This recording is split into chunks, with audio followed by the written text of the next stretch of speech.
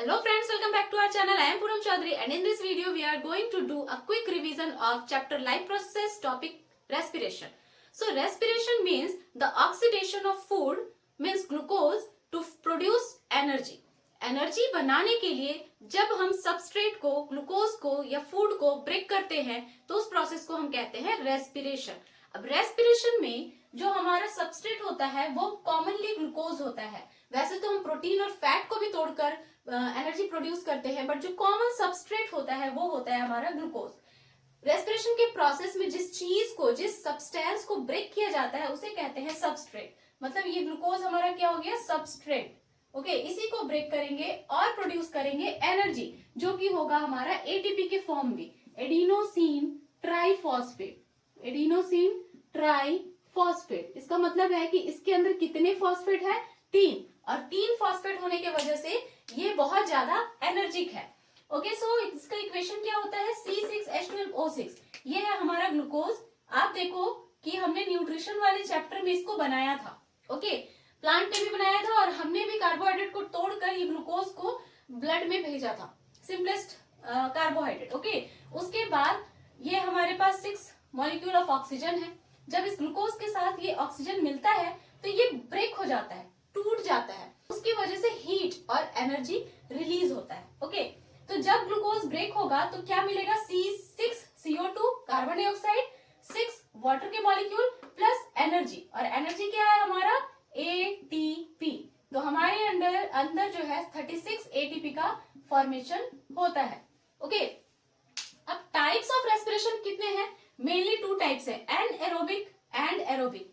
Anaerobic का मतलब है वैसा रेस्पिरेशन जिसमें हम ग्लूकोज को ब्रेक तो करेंगे बट इस ऑक्सीजन को यूज नहीं करेंगे। मींस वहां पर ऑक्सीजन प्रेजेंस नहीं होगा, एब्सेंट होगा, या तो कमी होगी ऑक्सीजन के। तो बहुत सारे ऐसे ऑर्गेनिज्म हैं जो कि ऑक्सीजन के एब्सेंस में रहते हैं। जैसे आप देख लो कि काऊ डंग, गाय का जो गोबर होता है उसके अंदर भी बैक्टीरिया प्रेजेंट है जो मीथेन गैस प्रोड्यूस करते हैं। तो गाय के गोबर के अंदर ऑक्सीजन तो प्रेजेंट नहीं है ना, लेकिन वो बैक्टीरिया रेस्पिरेशन कर रहा है, तो उस टाइम पर क्या करेगा वो, एनारोबिक रेस्पिरेशन। ईस्ट होते हैं, ईस्ट जो हम बेकरी में यूज करते हैं ब्रेड बनाने के लिए, केक बनाने के लिए, है ना, इडली डोसा में यूज करते हैं ईस्ट को, तो वो ईस्ट भी ऑक्सीजन के एब्सेंस में ही रेस्पिरेशन करते हैं। तो जब वैसा रेस्पिरेशन होता है तब हम उसे कहते हैं एनएरोबिक रेस्पिरेशन, या फिर उसे हम फर्मेंटेशन भी कह सकते हैं। ठीक है, इसको हम फर्मेंटेशन भी कहते हैं। तो एनारोबिक रेस्पिरेशन किसमें हो गया, ईस्ट में हो गया, सम बैक्टीरिया ऐसे हैं जो करते हैं। उसके बाद हमारा मसल सेल, हमारे मसल सेल के अंदर भी एनारोबिक रेस्पिरेशन होता है जब हम बहुत ज्यादा हैवी एक्सरसाइज करते हैं या बहुत काम करते हैं। तो जब हम बहुत ज्यादा हैवी एक्सरसाइज करते हैं तो क्या होता है कि हम बहुत ज्यादा उस टाइम पर एनर्जी की जरूरत होती है, और एनर्जी बनाने के लिए क्या चाहिए, O2। लेकिन हम उतनी जल्दी जल्दी ऑक्सीजन को इनहेल नहीं कर सकते, तो क्या होता है कि हमारे जो मसल सेल होते हैं वो ऑक्सीजन की कमी में ही ग्लूकोज को तोड़ देते हैं, और उस टाइम पर वो एनारोबिक रेस्पिरेशन करते हैं। एनारोबिक रेस्पिरेशन में जो ग्लूकोज का ऑक्सीडेशन होता है वो पार्शियल होता है, कंप्लीट ब्रेक नहीं होता, और जिसकी वजह से लेस एनर्जी रिलीज होती है। मींस कम एनर्जी मिलता है, उतना ज्यादा एनर्जी नहीं मिलता। ओके, इस एनारोबिक रेस्पिरेशन के फर्दर 2 टाइप्स हैं, एल्कोहलिक फर्मेंटेशन या lactic acid fermentation. Okay, alcoholic fermentation जो कि ईस्ट में होता है उसमें एल्कोहल का प्रोडक्शन होता है, और लैक्टिक एसिड फर्मेंटेशन जो हमारे मसल सेल में होता है उसमें लैक्टिक एसिड बनता है। ओके, नाउ दूसरा टाइप है एरोबिक रेस्पिरेशन, जो कि ऑक्सीजन के प्रेजेंस में हो रहा है। हम जो कर रहे हैं वो ऑक्सीजन लेकर कर रहे हैं, प्लांट्स जितने वो कर रहे हैं, एनिमल्स कर रहे हैं, सब ऑक्सीजन को इनहेल कर रहे हैं और अंदर अपना रेस्पिरेशन का प्रोसेस कर रहे हैं। तो प्लांट, एनिमल, ह्यूमंस, ये सब हो गए। कंप्लीट ऑक्सीडेशन ऑफ ग्लूकोज होता है, इसमें ग्लूकोज कंप्लीटली टूट जाता है और मोर एनर्जी रिलीज होती है। जैसे हमारे अंदर 36 एटीपी और इनके अंदर सिर्फ 2 एटीपी प्रोड्यूस होता है। ओके, सो कैसे होता है ये प्रोसेस, देखो सबसे पहले हमारे पास क्या है, ग्लूकोज। ग्लूकोज कहाँ प्रेजेंट है, सेल के अंदर। सबके सेल के अंदर ही ग्लूकोज प्रेजेंट होता है। तो इस सेल के अंदर क्या है, सेल के साइटोप्लाज्म में ग्लूकोज प्रेजेंट है। अब इस ग्लूकोज में कितने कार्बन होते हैं, 6 कार्बन होते हैं। इस ग्लूकोज को तोड़ेंगे हम, अभी ऑक्सीजन का यूज नहीं होगा। ठीक है, ये साइटोप्लाज्म के अंदर ग्लूकोज टूट जाएगा, और टूटने के बाद ये कन्वर्ट हो जाएगा पाइरुवेट प्लस एटीपी में। यहाँ पर 2 एटीपी बन जाएंगे हमारे, और एक पाइरुवेट बनेगा। 6 कार्बन का ग्लूकोज था, पाइरुवेट के पास होते हैं 3 कार्बन, देख लो यहाँ C3H2O3। ठीक है, C3 है, कार्बन 3 है, लेकिन यहाँ ग्लूकोज में कितने हैं, 6 कार्बन, मतलब पाइरुवेट कितने बनेंगे, 2। तीन कार्बन के 2 पाइरुवेट बनेंगे, तो 1 ग्लूकोज के मॉलिक्यूल से 2 पाइरुवेट के मॉलिक्यूल बने हमारे पास, ठीक है, और हमें 2 एटीपी मिलेगा। ग्लूकोज से पाइरुवेट में ब्रेक होने के जो प्रोसेस है, उस प्रोसेस को हम कहते हैं ग्लाइकोलिसिस।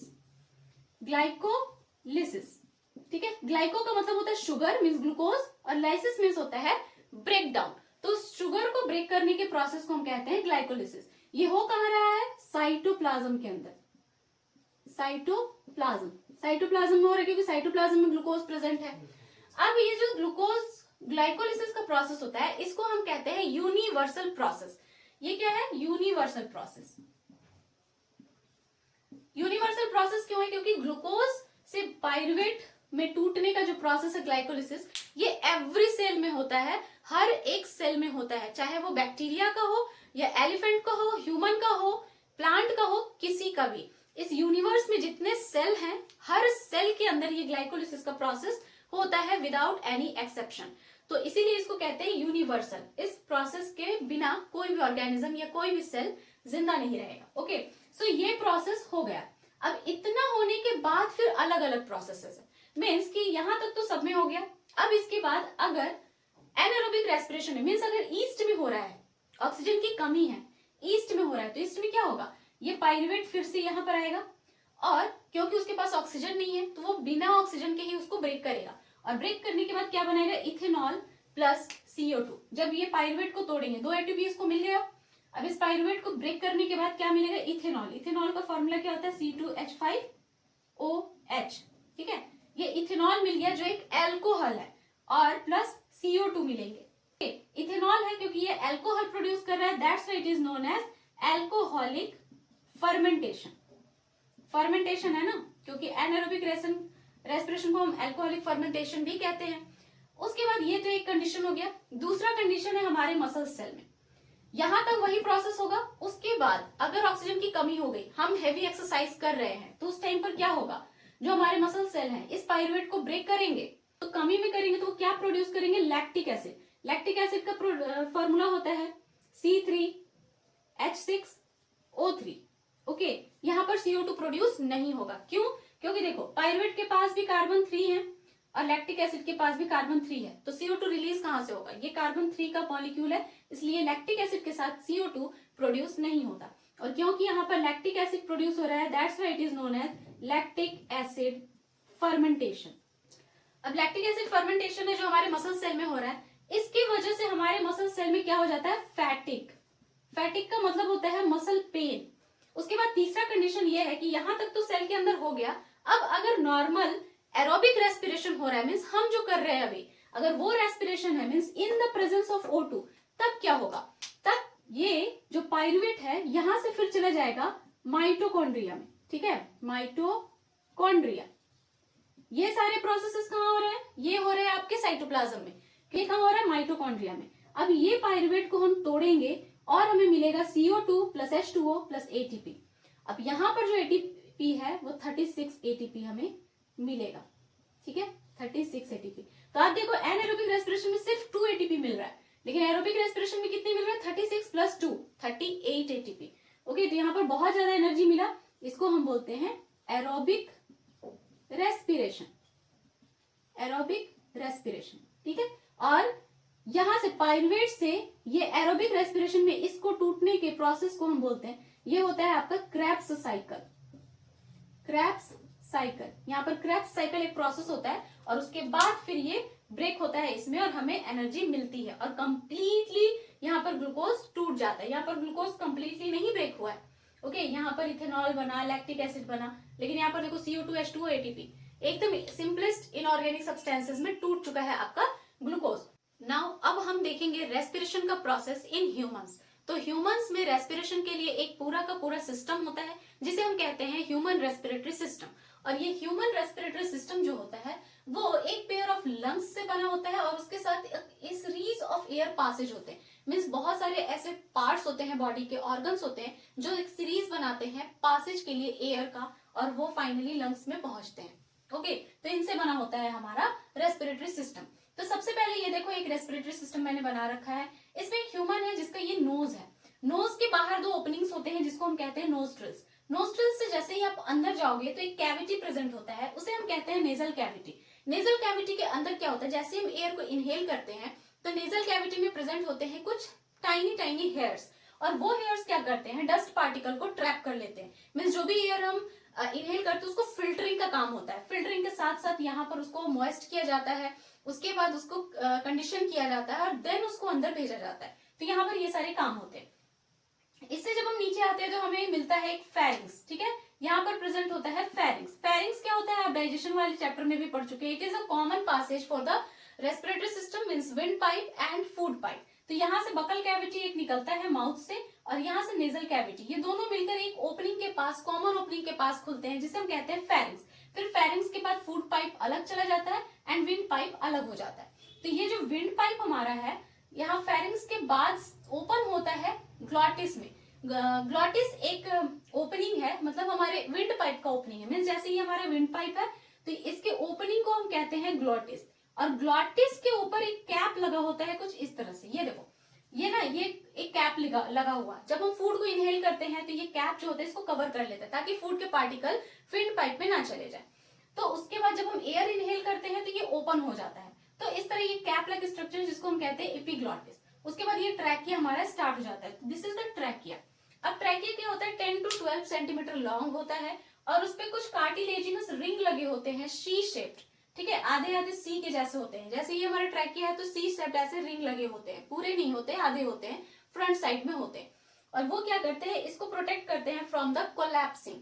कोलैप्स, जब हम एयर को एक्सेल कर देते हैं तो ये पाइप खाली हो जाता है। तो खाली होने के बाद ये आपस में चिपक ना जाए, तो इससे ये प्रोटेक्ट करते हैं, इसको बचाते हैं, इसको पकड़ के रखते हैं। ओके, उसके बाद ये जब ट्रैकिया नीचे आता है, हमारे चेस्ट कैविटी में लंग्स प्रेजेंट होता है। यहाँ पर ये क्या होता है कि बाइफर्केट हो जाता है। बाइफर्केशन का मतलब ये दो पार्ट्स में डिवाइड हो जाता है। ओके, जब ये दो पार्ट्स में डिवाइड करता है तो इस ट्रैकिया को हम कहते हैं ब्रोंकस। एक को कहेंगे ब्रोंकस, ये दो है तो प्लूरल वर्ड होता है ब्रोंके।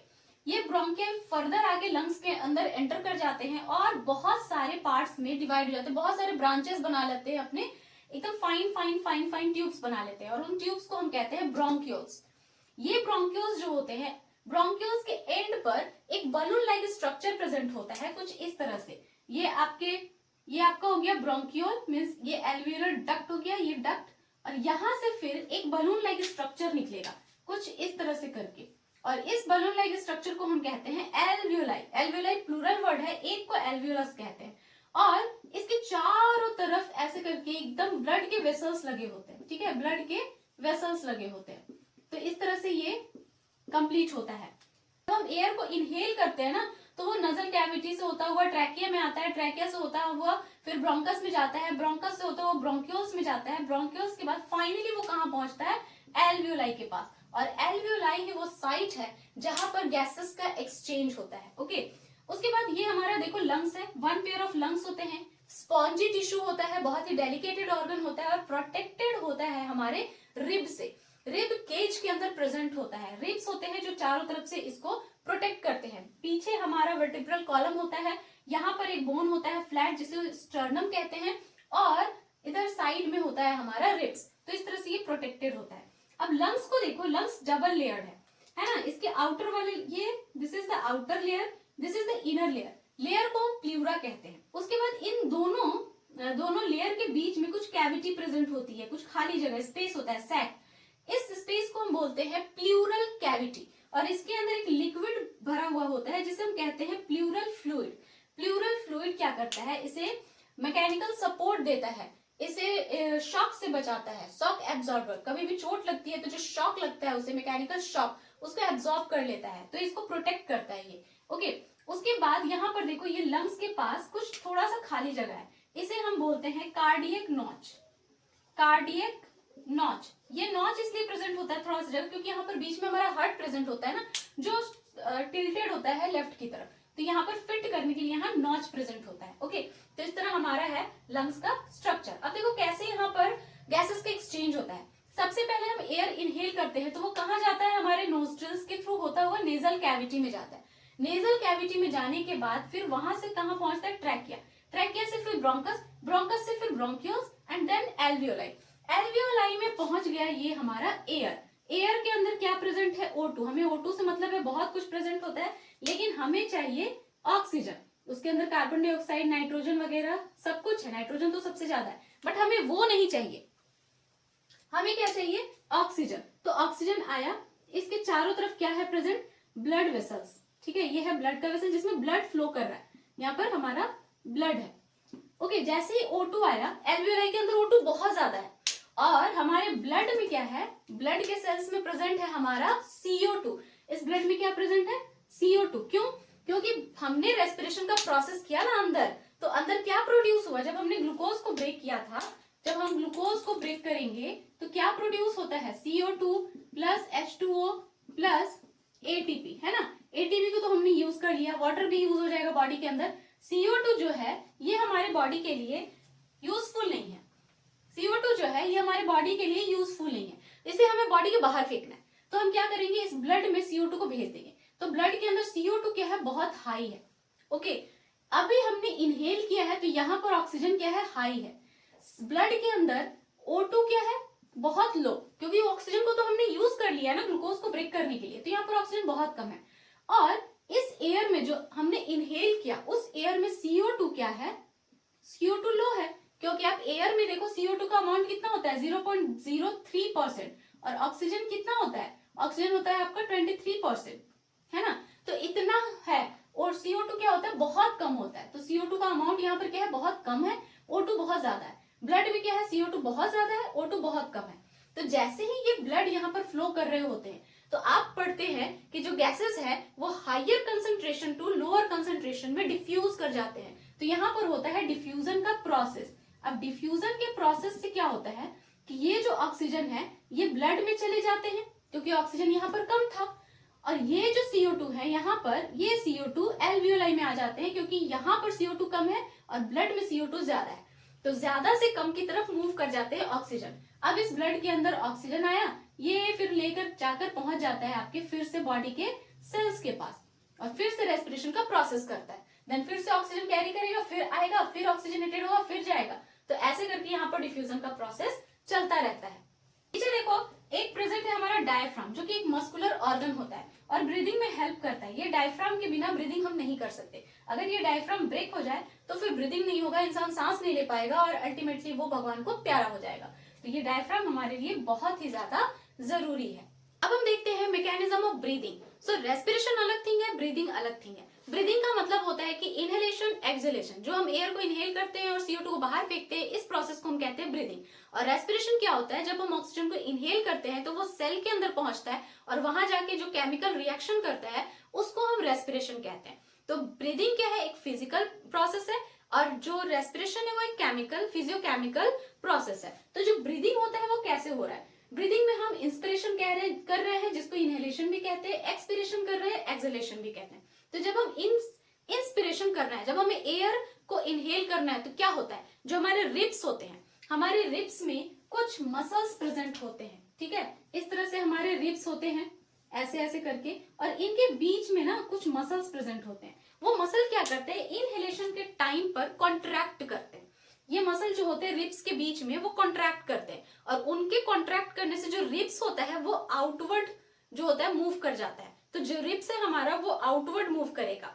ओके, उसके बाद दूसरा काम होता है ये डायफ्राम। ये डायफ्राम में कॉन्ट्रैक्ट करते हैं इनहेलेशन में। जब ये डायफ्राम कॉन्ट्रैक्ट करते हैं तो ये डाउनवर्ड मूव करते हैं, ये नीचे आ जाते हैं। तो रिब्स आउटवर्ड गया, डायफ्राम डाउनवर्ड गया। तो जब रिब्स बाहर आ गए, डायफ्राम नीचे चला गया, तो चेस्ट का कैविटी क्या हो जाता है? वो इंक्रीज हो जाता है, मीन्स ज्यादा जगह हो जाती है, स्पेस। तो जब एरिया बढ़ जाता है तो एयर जो है वो बाहर, वो अपने आप अंदर इनहेल हो जाता है। तो हमें करना नहीं पड़ता, ये खुद हो जाता है। आप बेहोश भी हो जाओ, कोमा में भी चले जाओ, तब भी आप ब्रीदिंग का प्रोसेस करते रहोगे। जब तक आपके बॉडी में प्राण है तब तक आप इनहेलेशन और एक्सहेलेशन का प्रोसेस करोगे। ये आपको करना नहीं है, सोचना नहीं है, ये खुद होता है।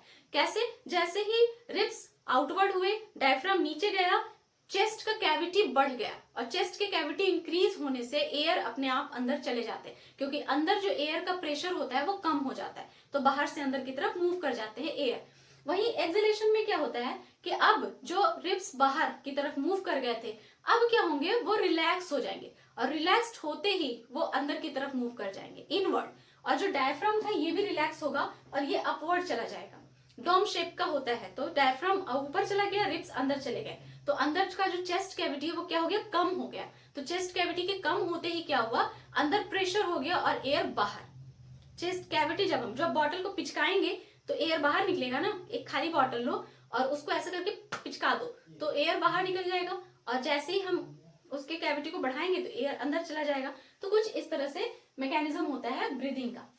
अब सारे एयर जब हम एक्सहेलेशन करते हैं तो सारा एयर जो होता है वो बाहर नहीं निकलता, कुछ एयर जो होते हैं वो लंग्स में ही बच जाते हैं, रह जाते हैं, ताकि हमारा जो लंग्स है, जो ये सारे एल्वियोलाई हैं, ये कोलैप्स ना कर जाए, चिपक ना जाए। ये एल्वियोलाई अगर चिपक जाएगा तो फिर हम इनहेलेशन का और एक्सहेलेशन का प्रोसेस नहीं कर पाएंगे, गैसेस का एक्सचेंज नहीं हो पाएगा और हम मर जाएंगे। अब हम देखते हैं कि जो हमने एयर को इनहेल और एक्सहेल किया है उसका पूरे बॉडी में ट्रांसपोर्टेशन कैसे होता है। ओके, पाथवे क्या है। तो सबसे पहले ऑक्सीजन हमारे एयर में प्रेजेंट था, इसको हमने इनहेल किया और लंग्स में हमने पहुंचाया। लंग्स के बाद ये ब्लड में डिफ्यूज हो जाता है, डिफ्यूजन के प्रोसेस से भी मैंने समझाया था। ओके, फिर ब्लड क्या करते हैं, इसको ट्रांसपोर्ट करते हैं, कैरी करते हैं और लेकर फिर जाते हैं यहाँ टिश्यू के पास, और टिश्यू में ऑक्सीजन को डिफ्यूज कर देते हैं, डिफ्यूजन के थ्रू टिश्यू में इसको भेज देते हैं। बॉडी के टिश्यू जो होते हैं इस ऑक्सीजन को यूज करते हैं और प्रोड्यूस करते हैं CO2। एनर्जी के साथ CO2 प्रोड्यूस होता है। इस CO2 को बॉडी टिश्यू की जरूरत नहीं है, इस CO2 की बॉडी टिश्यू को जरूरत नहीं है, इसलिए इस CO2 को वापस से ब्लड में डिफ्यूज कर दिया जाता है। डिफ्यूजन के थ्रू CO2 को ब्लड में भेज दिया जाता है। ये ब्लड वापस से इसको ट्रांसपोर्ट करते हैं और लेकर पहुंचते हैं, जाते हैं लंग्स के पास। लंग्स के पास CO2 को फिर से डिफ्यूजन के थ्रू लंग्स में भेज दिया जाता है एल्वियोलाई में, और फिर वहां से ऑक्सीजन को कैरी कर लिया जाता है और फिर उस CO2 को हम बाहर एयर में एक्सहेलेशन के थ्रू फेंक देते हैं, मीन्स बाहर रिलीज कर देते हैं। तो इस तरह करके हमारा ट्रांसपोर्टेशन होता है। I hope this video found helpful to you. If you like the video, then hit the like button and do subscribe my channel. मिलते हैं नेक्स्ट वीडियो में। Till then, bye bye and take care.